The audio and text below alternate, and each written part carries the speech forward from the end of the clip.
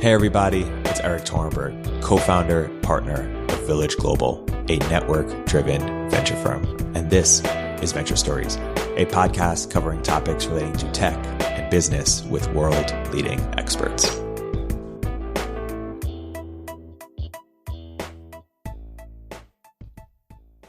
Hey everybody, we're now accepting applications for a Network Catalyst Accelerator program. Founders in our program have gone on to raise money from Lux, Spark, A16Z, Slow, First Round, SUSE, Homebrew, Mavron, Obvious, NFX, Signalfire, and many more. Learn more and apply at villageglobal.vc/network catalyst. Hey everybody, welcome to another episode of Venture Stories by Village Global. I'm here today joined by a returning guest, Arnold Kling. Arnold, welcome back to the podcast. Great to be here. So, Arnold, we did our last two episodes in a pre-COVID world. It feels forever ago. You've been doing a lot of work on COVID on your excellent blog that I recommend listeners check out. Let's first talk about what's happening in your opinion. Obviously, there are reports, all over the place, just sort of questioning a lot of sort of our, sort of foundations of how much we can know in the first place. How do you sort of make sense of what's happening right now, and what does this mean for our understanding of epistemology even? Yeah. So I describe this as a wicked virus that's wicked in three senses. One is it's very deadly in at least certain populations. Two is it does seem to be very stealthy in terms of how it spreads. It does seem like asymptomatic people spread the virus. But most of all, it's wicked epistemologically. It's amazing how many things experts have not been able to pin down and they disagree about. So the prevalence of the disease. So right now, you could get some experts who might say, well, no one believes that the sort of 1.1 million cases or whatever we're at is the right measure. But people probably vary between 3 million and upwards of 30 million or conceivably 50 million people having it. Experts don't agree on how it attacks the body, and so therefore they don't agree on how to treat it. They don't agree on why we observe much lower deaths in the Asian countries that surround China, like Taiwan, Hong Kong, Singapore, Japan, why those are lower than Western European countries. And some people have noticed that Eastern European countries have lower death rates, and that raises a question.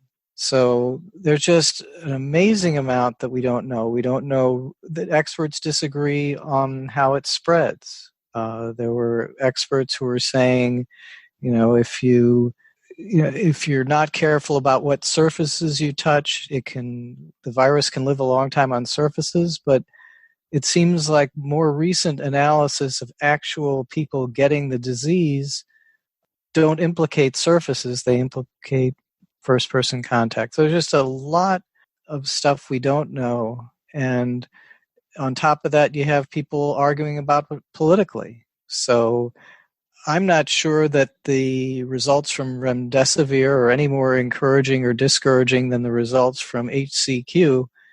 If you're against Trump, then you know that HCQ is horrible, and remdesivir is your great hope at this point. If you were running the show, how should we be dealing with wicked problems like this? Yeah, if I were running the show, and sometimes I actually think, and this is well, it'll sound like what it sounds like, but I think if I had been put in charge of the CDC 2 months ago, knowing nothing about biology and knowing nothing about epidemiology, I think we would be in better shape. So like I say, you can take that however you want to take it. But first of all, I think we have to approach this as a scientific puzzle. I would have liked to see more random sample testing earlier, but I'm now understand very clearly how important it is to have accurate tests. So one of the things you want to do is really work on the testing procedure, find ways to have accurate tests. And there are all sorts of slip-ups. I mean, there can be a slip-up in the test, the way the test works. There can be a slip-up in the way it's administered. So there are challenges, but really I would have focused on quality of tests and taking random samples rather than just getting as many tests out there as possible. I know a lot of people are fans of lots of tests, and Paul Romer has an argument for why even a lot of bad tests could be useful. But I want to learn more, and you can only learn more if the tests are reasonably accurate and they're done on a very well-designed sample of the population, so you're getting some representation of the population. The other thing that I would really like to see is more what I call micro experiments. We're experimenting with whole states and with the whole society by saying, oh, well, we're going to lock down this, we're going to let this restriction up, we're going to close these beaches. All these experiments being done on whole populations, but no one wants to do the experiment. Like I wanted early when it was unclear how much surface contamination mattered, just have somebody who is known to have the disease put his hand on a doorknob, go through the door, and have 100 not infected people walk through that, touch that same doorknob, and see if people get infected from that. I think just knowing more about this transmission process would be useful. I'd like to know about the difference between indoors and outdoors. Put people in the same, again, you could imagine very healthy people willing to volunteer to experiment, young healthy people figuring, well, worst case, I'll get a low symptomatic case or whatever, or I'm just willing to do this for the sake of my country, for the sake of my fellow citizens. I'm willing to be tested this way. Expose them to infected people in different conditions, indoors versus outdoors. The reason that one comes to me is that I have a hard time explaining some of the heterogeneities that you see. For example, I was expecting this virus to just be deadly for homeless people. I mean, homeless people are not healthy people. They are not going to avoid the infection. And yet the homeless people who've been tested, sometimes they find large amounts of people with the illness, well, that they've been infected, but they're asymptomatic. And I just wonder, how do you explain that? And then we're expecting India of people dying, and yet that's not true. We all know that New York has been especially hard hit in terms of death rates. So throwing that all together, my hypothesis is that having a very heavily indoor lifestyle, including the elevator buildings and the subways, is unhealthy, and having an outdoor lifestyle is relatively healthy. The other thing that makes this very difficult to evaluate is the nursing home phenomenon. The fact that once it gets into nursing homes, it seems like a huge proportion of the deaths come there. So one of the things I would be trying to do first of all, the data collection is, I think, pretty weak. The CDC is not demanding consistent reporting or timely reporting, or reporting the date of death as opposed to, maybe the person died 2 weeks ago and is not being reported as having died today. So I'm doing a lot more reporting, but in particular, I really want to see reporting by age group and by what the status of whether they were in a nursing home or not. So I think that would just give us a clearer idea of what the dangers are outside of nursing homes. Totally. You've written a lot about the importance of experiments, of controlled experiments, and also about just people's instinctive resistance to being part of those experiments. Why do you think it is that we're so resistant to that? I suspect that you open up a clear line of accountability between the experimenter and the result, especially if it's a bad result for somebody. So if I sort of cavalierly say, well, yeah, we should have an experiment. We should have 100 people play beach volleyball with 1 or 2 sick people, and compare that to people sitting in a classroom, 4 seats apart with a couple of sick people, and see what happens. Well, so suppose somebody dies in that experiment. Well, I'm clearly accountable for that death. Whereas if people die because of things that a governor orders, that that doesn't show up. I mean, another asymmetry is that the governors are going to be measured on their COVID deaths, not on their non-COVID deaths. So if somebody misses a cancer treatment or doesn't go to the hospital because they don't think they can get an elective surgery, but then subsequently dies from whatever they had, that won't cost the governor. But if somebody, that to me that gives some real incentive to shut down things. They're much more accountable for that than they are for other costs, including deaths from other causes. And do you think that we should end the lockouts, or what is the latest news at the end of the lockout? Well, okay, so my line on that is the governors did not really shut down the economy, and the governors cannot reopen the economy. We have to remember that it's private decisions that are driving most of this. And so on top of whatever private decisions people make, you have restrictions that governors put on, which may be helpful or not helpful. I think that the closing the beaches in California has got to be the dumbest thing you can imagine. Again, because I have this hypothesis that having an outdoor lifestyle is good for you and getting people outside more is better. And I just trust people to calibrate their behavior to their own risk preferences. So if somebody, if you're scared of getting into contact with people who go to a beach, I think you can manage to avoid getting into contact with people who go to a beach. But if your idea is, well, yeah, I could go to the beach, but I want to wear a mask, people can do that. I could actually potentially see imposing wearing masks on lots of people because I see, on everybody, but we can discuss that separately. But in any case, so I would lift all the restrictions, but not under the assumption that people are just going to go out and, go to sporting events or go to crowded restaurants or go to, very enclosed bars where they're, elbow to elbow. I think most people, I guess the way I would do it if I were the governor, I'd say, look, this is not an all clear signal. This is a very dangerous virus. Strongly recommend that you avoid crowds and especially crowds indoors. But it's not my business to order you, to tell you how you run your life. You're going to, I don't tell everybody that you can't ride a motorcycle or you can't skydive. I just, all I can tell you is, here are some dangers, especially for certain populations, but you're going to live your life. I think what would happen, though, is it would not magically reopen the economy.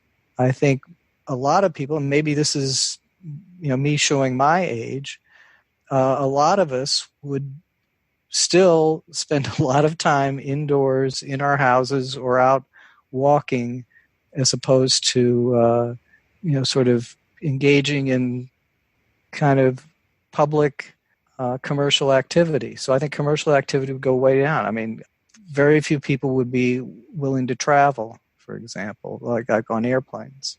Totally. And what? Let's get into the economic response on both the fiscal and the monetary policy side. What do you disagree with? What do you agree with? And what do you think we should be doing going forward? Okay, well, I start by disagreeing with the basic model that everyone is taught in freshman economics or that journalists convey and so on. So that you have that issue right there. The real economy, that is, the amount of economic activity, GDP, employment, and so on, is in the textbook model, it's driven by spending. My line is that the Keynesians say spending creates jobs, jobs create spending. My line is that the real economy consists of coming up with patterns of sustainable specialization and trade. So economic activity is all about, I find something to do that's very specialized, that turns out to have value in the marketplace, and then I can consume all sorts of things that I could never produce for myself. And the way those patterns of specialization and trade get established is that by trial and error, entrepreneurs trying things out. Most of the time, in normal times, you just, whatever worked yesterday works today and works tomorrow, and they're with a few changes around the edges. So around the edges, some businesses go out of business, some businesses start up. Every month, in a normal times, about 4 million new jobs get created, and about 3.8 million, or a little less than that, 4 million, get destroyed. People are changing jobs. Some people are leaving jobs. Other people going into jobs. So there's about that much churn. So if you figure there are about 100, let's say 150 million people working, and 4 million changing every month, you can get an idea of what the churn rate is normally. So to me, a recession in the real economy, or a downturn in the real economy, comes when some of these patterns become unsustainable, many more than usual. So it's not, instead of being 3.8 million jobs being lost, offset by 4 million gain, you get 4 to 5 million lost and maybe only 2 to 3 million gain, or something like that. Well, that would be an atrociously bad recession, a really bad one. A typically bad recession would be something like 3.5 million gain, 4 million lost in a month. So we're going to have a horrible recession in that sense. I think the cure for that is sort of capitalism on steroids. That is, lots and lots of entrepreneurs trying things and finding new patterns. And maybe some of the old patterns come back. But for something, I can't picture Las Vegas hotels coming back very quickly. So some other forms of entertainment would pick up, to pick up the slack. So anyway, that's my picture of how it recovers. So going back to fiscal policy, the assumption that the government throwing a lot of money at things is going to restore things. There's, I think, an assumption there that it will enable people to go back to the old patterns. And maybe it will. I'm not against all of it. I'm not against all the attempt, but I wouldn't count on it. And I think trying to ensure that we go back to the old patterns is not really a good approach, because a lot of the old patterns are not sustainable. We will need a lot of new businesses formed to make up for the old ones. So that's on the fiscal side, and I have a worry about that sort of goes beyond it being, I think it'll be somewhat ineffective, or maybe very ineffective, but it ties in with the monetary side. My view of inflation is, again, heterodox. I don't think of inflation as being something that's a number that's fine-tuned by what the Fed does, wiggling up or down money supply. I think people have a mindset about inflation. And for most of your life, that mindset has been inflation is not a big deal. We know that healthcare and college tuition goes up. We know that the real cost of computing goes down, and that's the main thing about prices. And basically, if you take a salary now, you figure a month from now you'll be able to buy stuff at about the same prices that you see now. In the 1970s, we had something different. We had inflation that got above 10% per year, and people were very conscious of it. The mindset was, what's going to go up, and how can I conserve on my checking account because I'm not getting enough interest to make up for the prices going up? What kind of cost of living guarantee do I have in my labor contract? Because if I don't have cost of living protection, I'm just going to fall behind. So you had a different mindset. And of course, worst case is you have a hyperinflation mindset where people know that the government is just putting out pieces of paper that are going to be worthless tomorrow, and so they can't spend the money fast enough. And when they can't spend the money fast enough, that becomes a self-reinforcing hyperinflation. So back to where we are playing with fire on the inflation front long term. That is, government running up a huge debt, all being paid for not by borrowing from the public, but as soon as the Treasury sells securities, the Fed buys them back.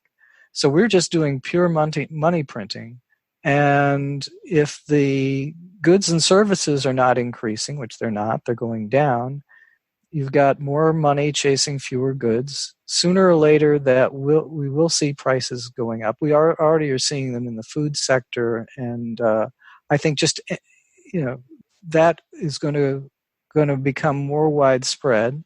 And once an inflation mindset sets in, it gets very hard to stop. It reinforces itself, and that's kind of the worst case that I worry about.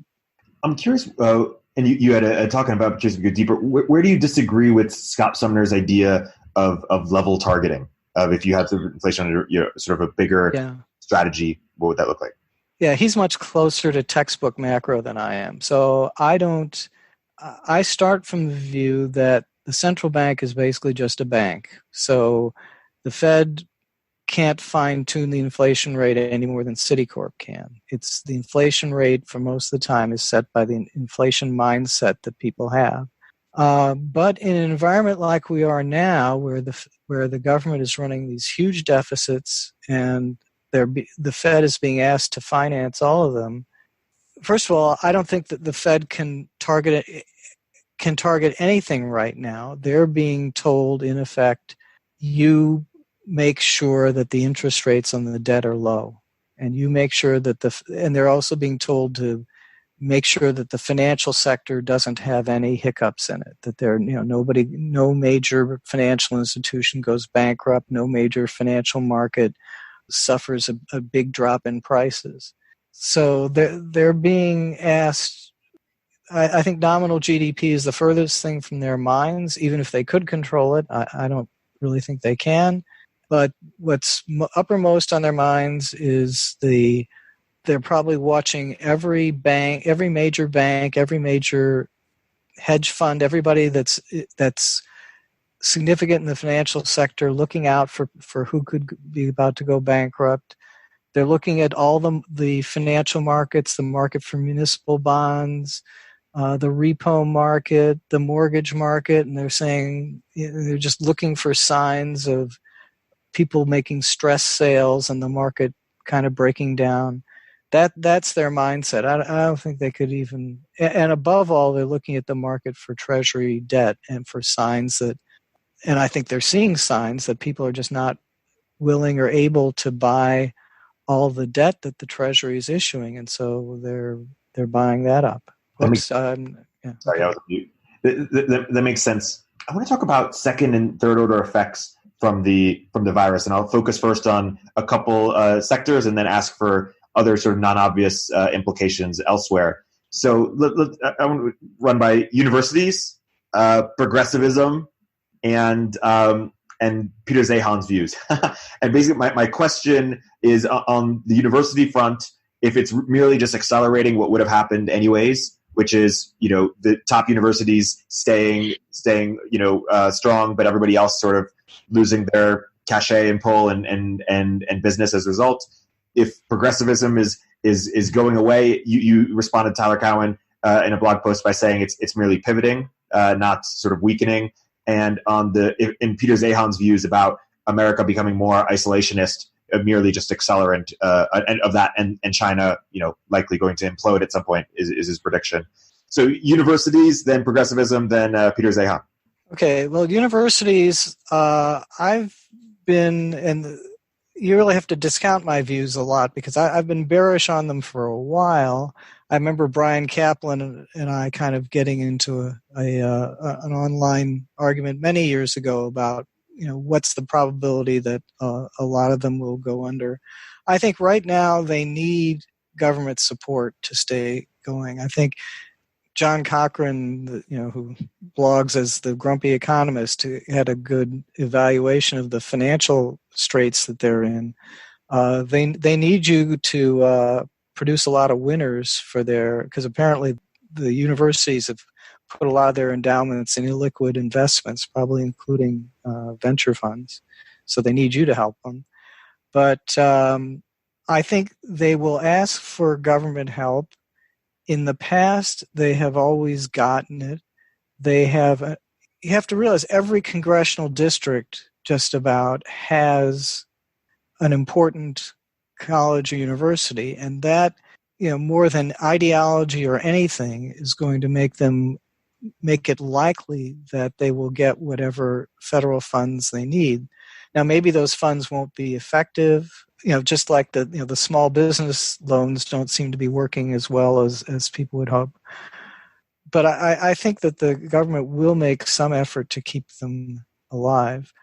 But there certainly will be more pressure than there was before to try to maybe change the value proposition.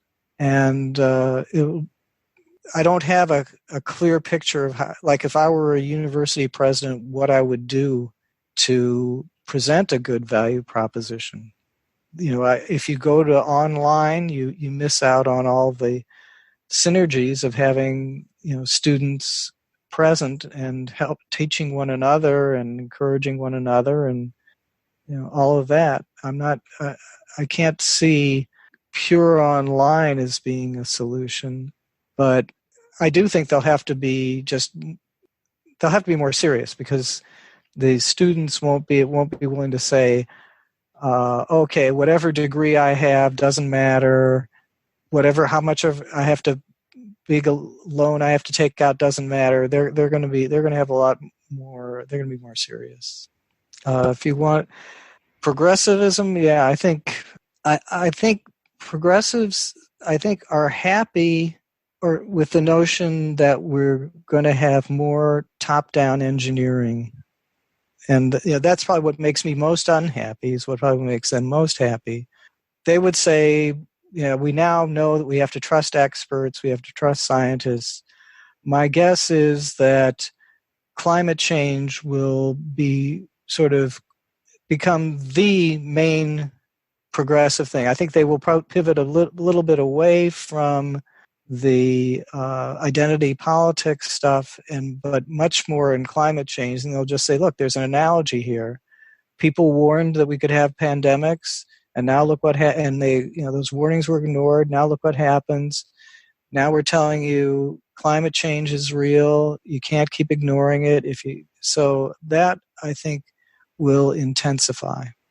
So on the climate change stuff, listen to the experts, but sometimes the experts disagree, or is there sort of more or less unanimity among the experts that I guess they listen to or care about in terms of climate change? Yeah, well, I don't know that they have the same perception that I do, that experts disagree on the virus stuff. They may have this vague sense that, if it weren't for Trump, we would have experts in charge and they would take care of the problem.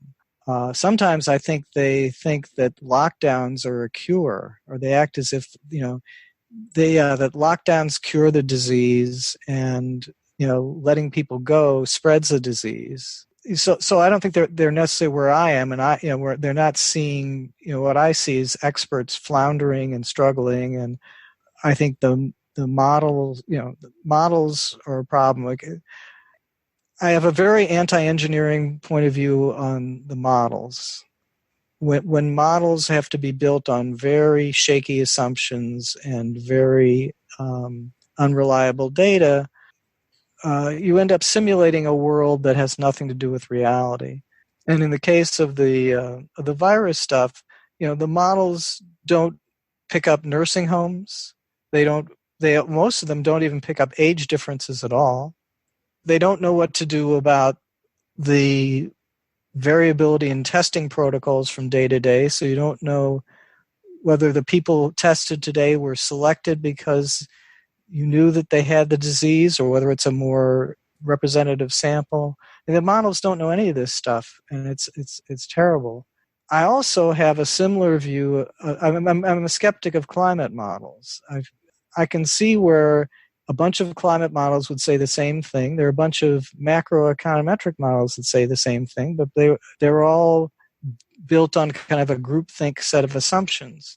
So I don't know enough about the climate science to have a definitive opinion, but I don't trust any so-called science that's based primarily on models like that, modeling things where you have to make a lot of assumptions about things you don't know. Like one thing I've read, and I don't know how true it is that in climate science, water vapor is actually an important greenhouse gas that is kind of outside the model. Well, if that's true, that should make one nervous. But regardless of whether climate science is accurate or not, I think the intensity with which progressives push it is going to go way up in the wake of this. And your main concern is the implications of that being the scope that government has to sort of regulate and try to get involved in counterintuitive ways. I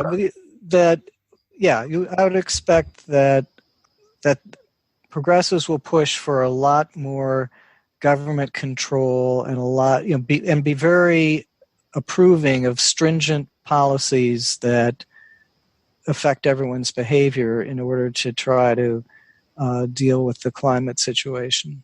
Yeah, and so that segues into the Peter Zeihan sort of point is that U.S. becomes a lot more isolationist, and that it's in U.S.'s interest to do so. And there's sort of two responses to this crisis. One is sort of justifying that certainly economically you can't rely outsource critical parts of your economy to other countries, but also our many problems are interconnected and they require global cooperation like climate change. So I guess what do you think about sort of, is this an accelerant of Zeihan's thesis? Do you disagree at all with Zeihan's thesis? And what does this mean for sort of globalization more broadly? It looks to me like some of Zeihan's forecast seems right. I mean, he forecasts deglobalization and then just says, he said the reason that he forecast deglobalization is he said that it's no longer in America's interest to maintain the world order. And the main reason for that is that we are now a net energy exporter. And so the main reason that we were concerned about the world order, really from World War II up until 3 or 4 years ago, was that we needed to make sure that importing oil was possible. So he's saying, no, now that we are a net oil exporter, we're a food exporter, so we don't have any basic needs that need to be met from overseas. Yes, we have consumer goods and cheaper electronics, and we can, the supply chain is definitely more efficient when we import from other countries. But our basic needs we can take care of, and that doesn't justify sort of being the world's policeman with our Navy. So he was saying, just regardless, I think he's a fan of the world order. He's not an isolationist himself, but he's just looking at the incentives, and the incentives are no longer there for the U.S. to maintain the world order. So then he says, well, which countries can do well on their own? And he's got a recent book out, which goes down country by country. I won't go through them, but he doesn't think China is in good shape in a world where it's sort of every country for itself, because China has trouble feeding itself, and China has a tremendous problem supplying itself with energy. It really is dependent on oil from the Persian Gulf. So that's his picture of the world. I think he thought that the world would evolve toward a sort of every country for itself world over a period of 5 to 10 years. Now we're seeing it happen, instantly. I mean, Europe, in some sense, has already broken up because they're reinstituting border controls. Even in the U.S., there's some states that give you the hairy eyeball if you cross from another state. So we're sort of moving in this every nation for itself direction very quickly. Maybe that will reverse if the virus crisis abates, but I think perhaps not. Let me dig in a bit more on sort of the old progressivism, so to speak, sort of the identity politics stuff. There were 2 books that came out recently. Ezra Klein, Why We're Polarized, and Christopher Caldwell's The Age of Entitlement. The sort of opposite perspectives. I think Ezra is less alarmed by the increase in polarization. I think he thinks it's social justice requires a bit of activism and a bit of it's always a bit messy. And so I think he sees some of it as a necessary byproduct of the progress we're making, whereas I think Christopher is much more alarmed by it and sort of, I think, is going as far as to say we should repeal the Civil Rights Act or something in that realm, because it's given too much. And maybe that it itself was good, but it gave too much leeway for others to claim, similar sort of government regulation. How would you edit my characterization, or how do you sort of make sense of those two books in what they're saying? Okay, well, first of all, I'll have to say I have not read either of them. I've absorbed some of them by osmosis. It'll be interesting to see what happens coming out of this. I think a few progressives have thrown out what I would call trial balloons about sort of saying how this has hurt minorities much worse than other people. And we'll see whether that gets anywhere. It doesn't look like it will. And if it doesn't, then I think, for the foreseeable future, sort of every, opinion column, political issue, whatever, is going to revolve around the virus stuff. So that's why I think progressives will pivot away from the social justice movement and toward climate change, which is much easier to tie in to the virus crisis.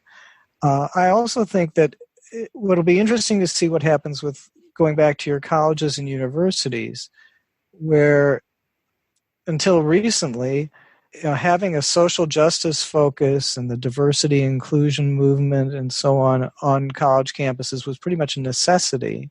Now it might look like a luxury. It'll be interesting to see where, a lot of these colleges and universities, in order to stay alive, are going to have to cut back somewhere. And are they going to maintain their, I think University of Michigan had some many multi-million-dollar diversity and inclusion bureaucracy. Are they going to maintain that? Are they going to cut it back a little bit? Are they going to shave a lot of it? That'll be a question. Put it this way: I don't think that we're going to see a higher percentage of college budgets going in that direction. Maybe those budgets won't be cut entirely, but they're not going to be going up. And so, so I do think that brand of progressivism, it's going to have a lot of trouble getting any bandwidth from people going forward. Yeah, it's interesting. And what about libertarianism? Is there a pivot there? You mentioned that it's we'll see less Cato, more Galt. What's he said?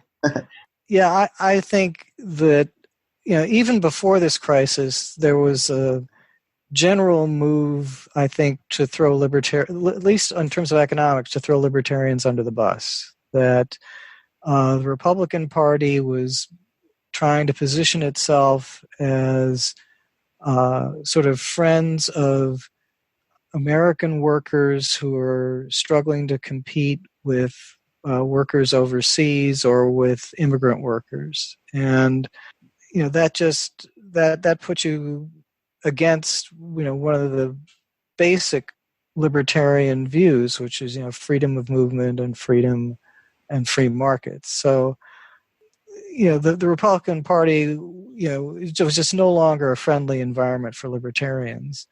The Democratic Party wasn't getting any more friendly for libertarians. It was moving to the left with socialism. So it was not a good environment to begin with. And then you get a classic upward ratchet of the government. That is, anytime there's a crisis, this is sort of Robert Higgs' Crisis and Leviathan, that anytime there's a crisis, people all of a sudden develop faith that the government can and should solve the crisis. The government gets much bigger, and then it doesn't give up its powers. So even from a civil liberties point of view, we've got this precedent now for the government saying that, freedom of assembly does not apply, or it's not universal. If we say that, a gathering of more than 50 people is unhealthy, we can break up a demonstration.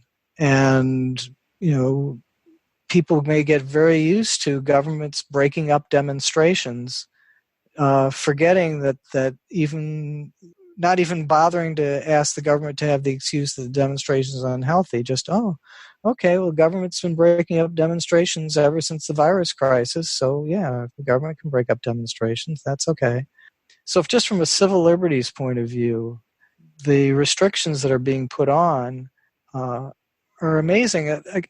One of the points I've made is I don't think the externality argument even applies anymore. The original argument for lockdowns was this idea that we need to spread out the infection rate because otherwise hospitals will be overwhelmed.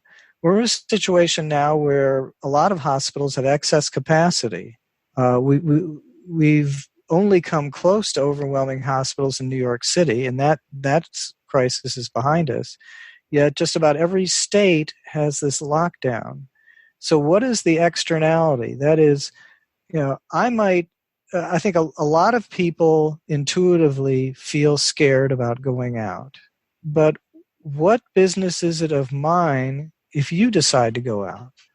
It was one thing to say, well, if you go out and a lot of your friends go out and you all get infected and you all end up in the hospital, then I won't be able to get to a hospital bed. I understand that as an externality. But if you go out and maybe you get sick and maybe you don't, but there's plenty of hospital capacity, the effect on me is just not that large. It's sort of comparable. Well, it would be nice if fewer people had licenses to drive. That way I might have less chance of getting into a car accident. But that doesn't justify, government shutting down, letting people, have driver's licenses. I think that the case for the public good case or the anti-libertarian case for the lockdowns is really weak. Government to me is taking a tremendous amount of power for a very little benefit that I can see. And so I think libertarianism is in big trouble. And so what I meant by the Galt thing is I could just see, wealthier libertarians saying, if I can't take this anymore, I'll go to New Zealand, or or maybe I would be more comfortable in a seastead. So it was a bit of a joke, but I think the truth in it is that libertarianism as a political movement has never looked more feeble than it does to me now. Yeah. How is it that, well, if you agree with this characterization, it seems that the public sector has gotten bigger and continued to take more scope, while it also seems that people complain that the private sector has continued to get bigger. The companies keep, we have $1 trillion companies now. Is just that the economy is getting bigger and thus they both take increasing, swaths of it? Or it seems that they both take more scope, not just economically, but also, I guess, in other ways as well. Or do you disagree with that? No, I think that's both things are happening. Government's getting bigger, and the winning companies are taking a much bigger share of the economy and of profits. And that is, I think, a really big social danger coming up. I mean, the stock market is acting as if about 100 companies, I think there are only about 100 companies that are really kind of maintaining their value or going up, are going to take over everything while these tens of thousands of small businesses go under. Basically that Amazon's going to feed off the carcasses of every mom and pop shop. And that may be a potential economic outcome. I think I don't think it's sustainable socially. It won't be the America that we've known. For a lot of people, these small businesses, which are often called lifestyle businesses, that is because they're not making people a ton of money, and you as a venture capitalist wouldn't be interested in them at all, but they're allowing people a sense of independence and a feeling of fulfillment. That's a really big part of the American dream. And if that is going to disappear, which I think the stock market is implicitly forecasting, that's not a sustainable society. So that's that may be an outcome that looks like what we're headed to, but I don't think it's an outcome that'll be very pretty. It's, you can't take every little restaurant owner, every little shop owner, and turn them into a sort of government finance serf and have America resemble anything like what it's been. Yeah. What do you say to the idea that the private sector needs to look a little bit more like the public sector and vice versa? And what I mean by that is on the private side, there's a movement within the cryptocurrency community to try to expand ownership so that when a company like Facebook becomes wealthy or becomes goes public, it's not just 1,000 people that get rich. It could be 100,000 people, and the way to do that would be to incentivize, give users like tokens or little equity, little upside. Give Uber drivers some upside in the company, such that we're aligning more people in the rise of on the upside instead of giving to them on the back end. That's possible. What I think is a more likely outcome is companies that the big companies become very politically sensitive. So I think Tyler or somebody pointed out that if we had a really competitive market, a lot of prices for things like masks would have gone up. But because the companies that are selling these products are often very visible and can be attacked politically, they would rather keep prices low and create shortages because they take less heat from doing that than if it looks like they're making a profit out of the situation.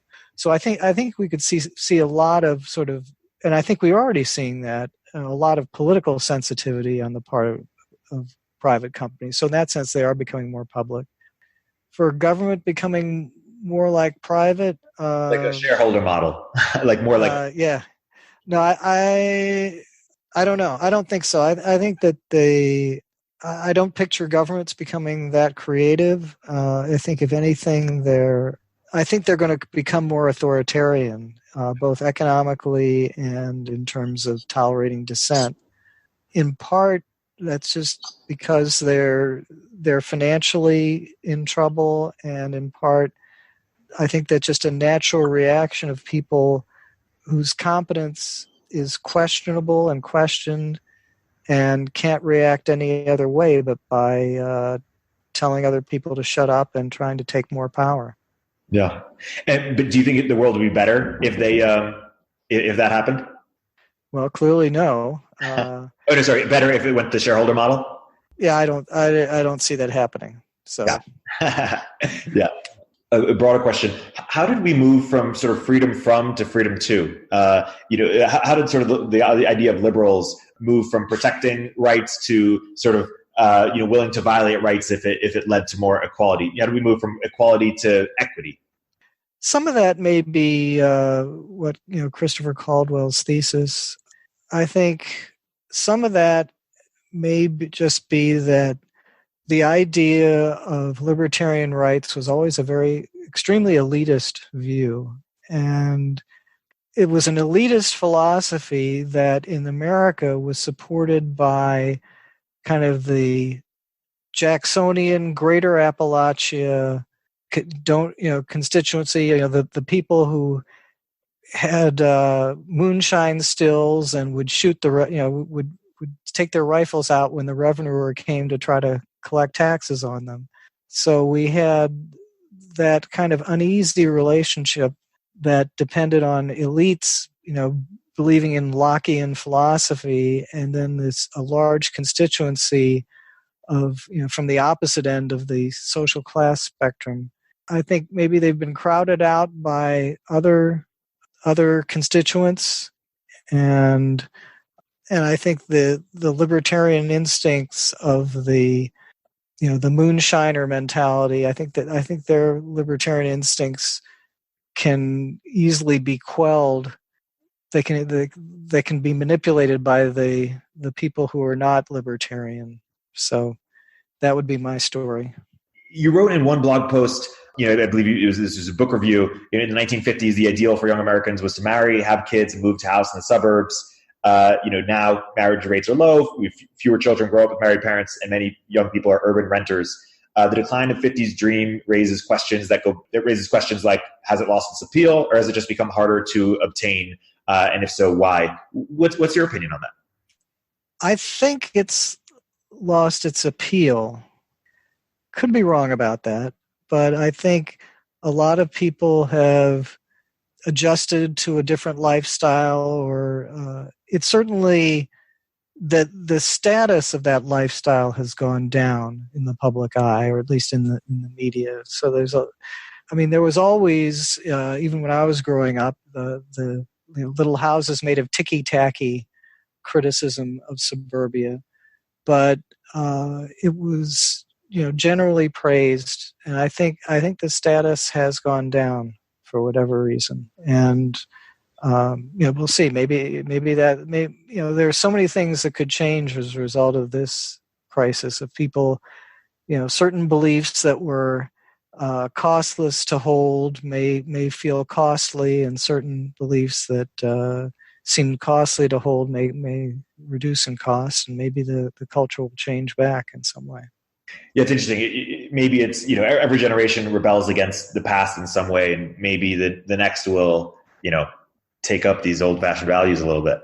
It's possible, yeah. Especially now that, I think people are seeing sort of a, collective threat of death, and that can focus the mind. The prospect of a hanging focuses the mind, and people may be sitting there thinking, well, what do I care about, and what do I want my future to be? And they may decide that they want the future that looks more like 50s America than something else. I'm curious where you disagree with thinkers like Peter Thiel or Eric Weinstein or Ross Douthat in terms of Ross has a new book, The Decadent Society. Do you share that thesis that the drop in economic growth has come from more decadence, less ambition, less dynamism?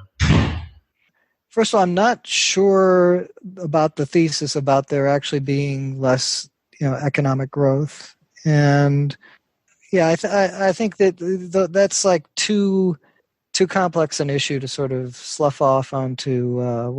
People have just decided they're not that they're not interested in growth anymore, and sometimes people's individual interests don't end up being translated into what society wants. Like I don't think that there's anybody in this country, or not anybody, but I don't think there are very many people in this country who want to see all these small businesses die and get taken over by by the bigger corporations. Yet, for whatever it's just a lot. It seems a lot easier for government at this point to focus on making sure that banks are solvent and that the airlines don't die than and has trouble figuring out how to deal with the small business sector. So sometimes you just get results that no individual wants, and I think the stagnation probably is more that if there is stagnation, and I'm not convinced there is. Have you gone deep on Eric Weinstein's work at all? I'm curious if you have any particular disagreements with him. What I like about him is his sort of disagreeableness and his willingness to say that just because there's a consensus among academics or other elites, that there may be sort of some unintentional repression of other views that may be correct. I think I agree on that.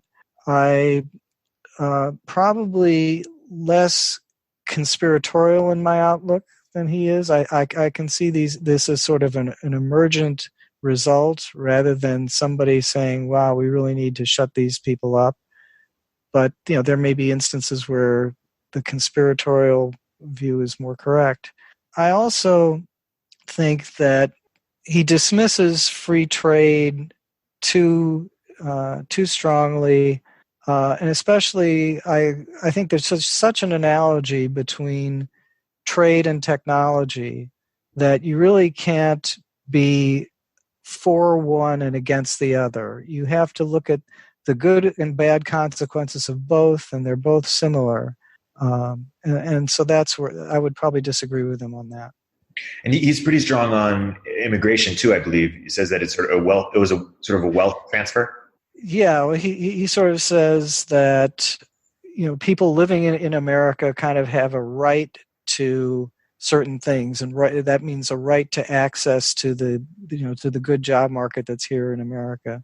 I have some sympathy with that, but I think that there is room for plenty of immigration and letting the immigrant come and live the American dream without that causing harm to Americans, to people who are already here trying to live the American dream. I think one huge challenge is basically reconciling, meritocracy and egalitarianism. And put another way, like, people don't want to expand the pie, or many people, if it means that there's more inequality, even if they're getting richer too. If someone's getting, if the rich are getting richer faster than the poor are getting richer, even if the poor are getting richer, they prefer not to get richer in some sense. Yeah, I don't think it's the poor that complain. I think it's sort of the people who are doing well, but want to who think they deserve more status than the very wealthy people. So there's that status fight at the top. I actually think the poor benefit when that status fight is won by the capitalists rather than by the sort of literary intellectuals. Yeah. And did Biden beating Bernie show that there just isn't enough support for that viewpoint? Isn't enough support for Did it support what you just said, that the poor do better off and that they acknowledge it? No, I don't think I would read anything profound into that. And I think the most maybe what it. No, I think what that was that even people who I'm sure had a first choice of Elizabeth Warren just looked and said, all I want to do is beat Trump. All I want to do is beat Trump.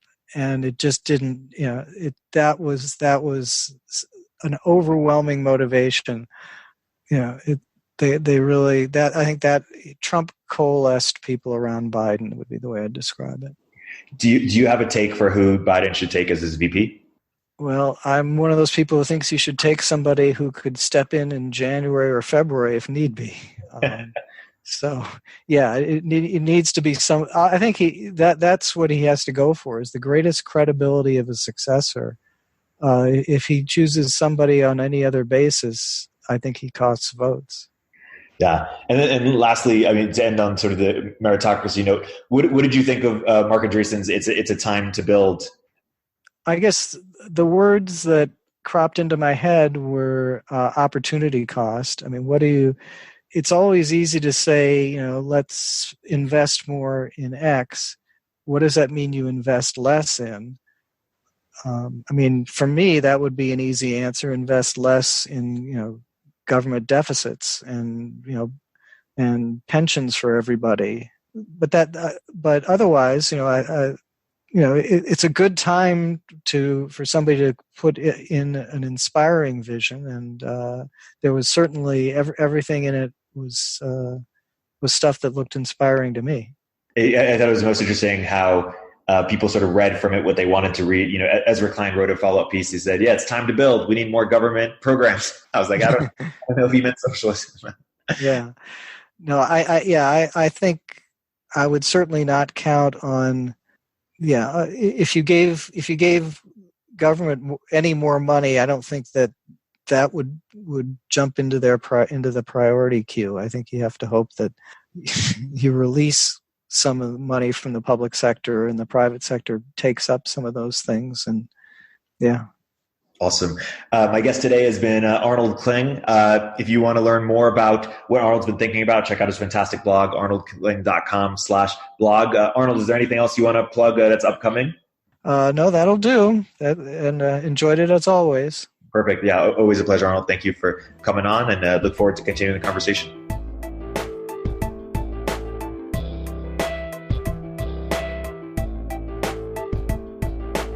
If you're an early stage entrepreneur, we'd love to hear from you. Check us out at villageglobal.vc.